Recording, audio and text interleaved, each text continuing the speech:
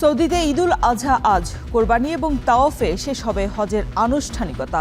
Malaysia, Indonesia সহ অনেক দেশে ঈদ উদযাপন শুরু।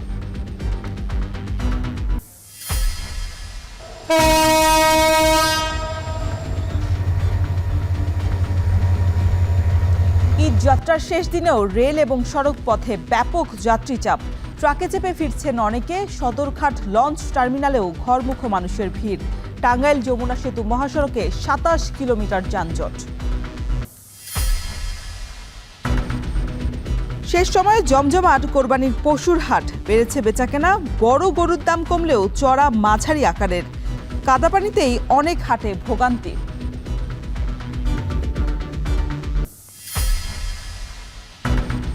ফাঁকা ঢাকার নিরাপত্তা নিশ্চিতে চোর ডাকাতদের তালিকা তৈরি করে ব্যবস্থা নিচ্ছে ডিএমপি। গুরুত্বপূর্ণ এলাকায় টহল জোরদার, আবাসিক এলাকায় পেট্রোলিং।